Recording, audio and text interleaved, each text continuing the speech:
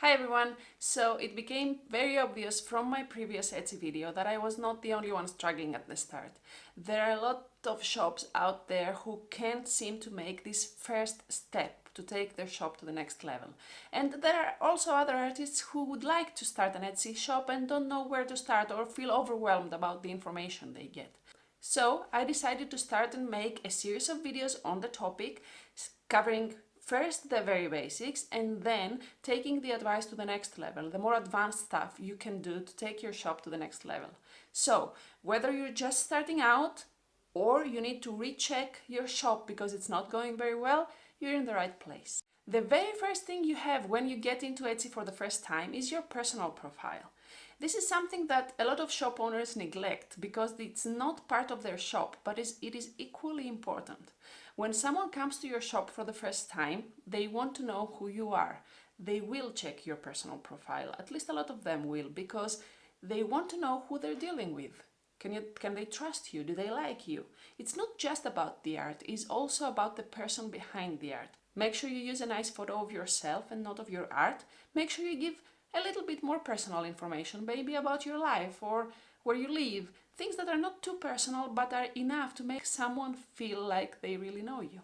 Before you finish that, make sure that in your personal profile your link to your shop is visible, because some people will come the other way around. They will find your personal profile because maybe you liked an item or you did some activity with that, and they will see that you have a shop too. Next step is to create your shop and make sure it looks good for someone who comes for the first time at least. I will start from the top to the bottom to make sure I cover everything. At the very top, there should or should not be a banner. I personally do not use a banner because it covers up too much space of the homepage, let's say it, and when someone comes to your shop for the first time, they need to scroll in order to see your listings. That's not something I like unless you have a very good banner that has a lot of information and actually shows who you are. If you don't have a designer to do that for you, it may be a little bit risky to put a banner just to have a banner. So I skipped that step and I got rid of my banner so that the first impression of someone who first visits my shop is the information about the shop and my listings. Whether you decide to use a banner or not, make sure you have a nice photo for your shop profile and the basic information field. It may feel unimportant, but this information are nice to have. It's nice for people to know what you're all about, and it makes a difference for the SEO.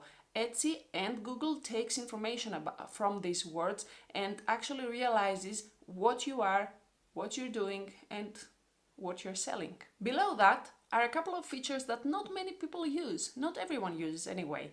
First is the featured listings. The listings you choose to put at the top so that no matter when they get refreshed and how low they are in your actual listing list, they are at the top no matter what. They are what you consider the best listings you have or what you see other people are interested in mostly when they come to your shop. Right below is another feature that not a lot of shops use, the announcement. It feels like, because it's called announcement, it has to be some fancy kind of thing that has recently happened and made a huge difference in your shop, and I don't know, it feels weird for some to take advantage of that. But you can just put some information for your shop there, maybe your shipping policies and actually the things that you feel that are good about your shop and that would make someone want to buy from you. It is important to update the announcement often because it feels good for someone who comes to your shop for the first time to see that you've actually updated something fairly recently, a couple of weeks ago or maybe a month ago. But if you go to a shop and you see an announcement that has been there for a year or longer, it feels like the owner is not present. It feels like you can trust this person because they don't really take care of their shops, so why would they take care of you? So take advantage of that to make your shop feel current, fresh, and make the people feel that you actually have something to say. Then it comes time for your actual listings. Make sure you have enough categories, but not too many. Don't confuse people, but make sure your items are in a good order. Make sure you have enough listings, because if your shop has 1 or 2 listings, it doesn't feel very interesting to, navigate it and see what this person has to offer. The more listings you have, the better, at least for artists, because it's not like we're going to have thousands of listings. Just make sure they are enough to make your shop feel like a complete shop, to make it feel like you're actually doing something and you're consistent with your work. In my next video, I will go into full detail about how to create your listings and make sure they are shown to others. But it is a topic for another video because this is going to get too long if I put it all together in just one video. Sorry. Don't be fooled. Your shop doesn't end where your listings end. The space below that is equally important to the rest, and someone who really cares about your shop and is really considering on buying to buy from you will check this area too. First, there are the reviews. This is not something you can control, so I won't go into detail about that. Next, if I'm not mistaken, come the updates. Now this is something that very few people do on Etsy and is very important. Daily updates will bring extra traffic to your shop, and Etsy realizes in this way that you are actually interested and you are actually updating your shop daily. So don't neglect that. Use it as a social media kind of thing to show what you're doing daily, or maybe show a listing that you have, say a few words about it, add things to your shop daily without adding new listings to your shop daily. The tricky thing about the updates is that you cannot do them through your PC. It has to be done through the Sell on Etsy app in your phone. And that's probably why not a lot of people have figured this out and are not doing this daily. You can find it if you click at the right bottom, the three dashes, click the social media in the menu, and then scroll all the way down and pick one of the three options you have. I usually pick the one that says your item in the wild. In there, you can add a photo. It could be the same one that you use on your listing or any other photo you find attractive. You can link, you have to link the update to one of your already existing listings, and you get to say a few words about your update and why you want to say something to the world. At first it may sound difficult. It's like adding a story on Instagram. It can be confusing and challenging, but it's a good habit to build because it makes your shop current every single day without you having to create something new every single day, which is hard for artists like us. If you have any further questions about that, because I didn't get into too much detail with that, let me know in the comments below and I will make sure to answer and help you any way I can. Scrolling further down below, it's an opportunity for someone who visits your shop to see a few photos from you.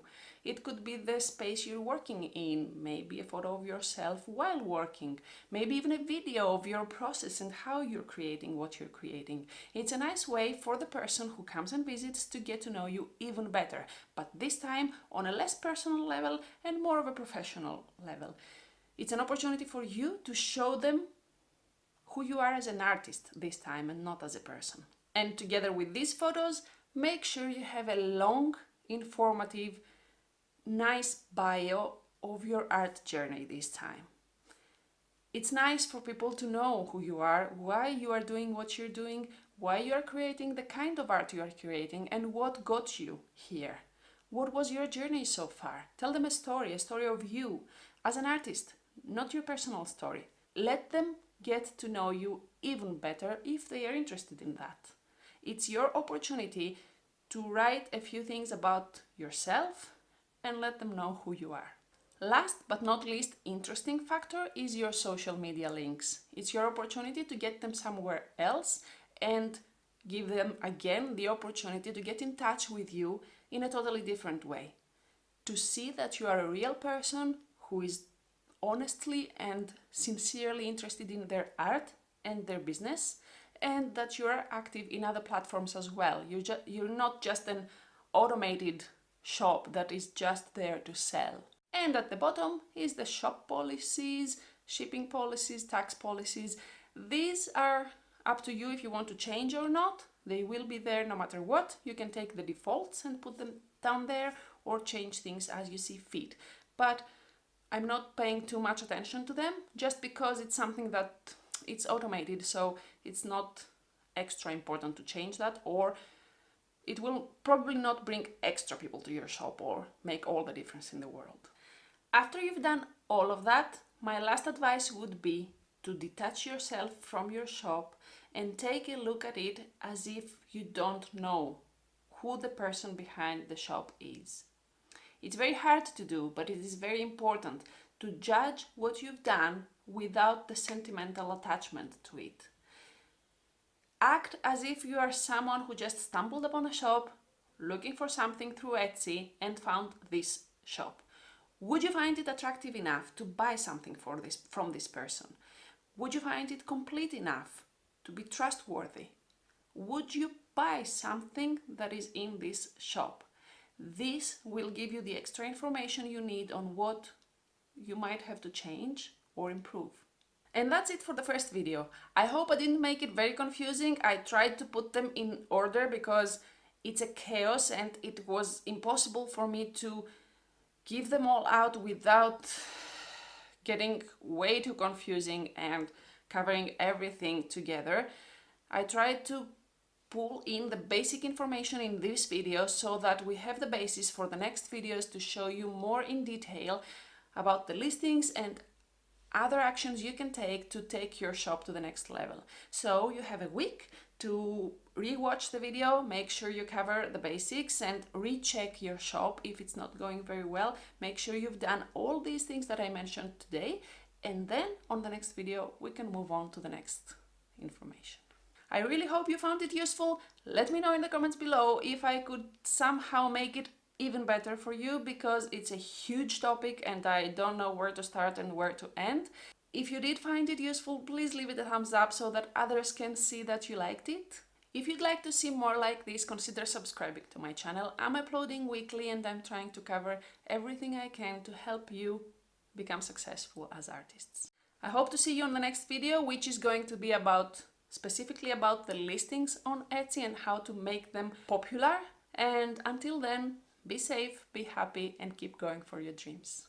Bye.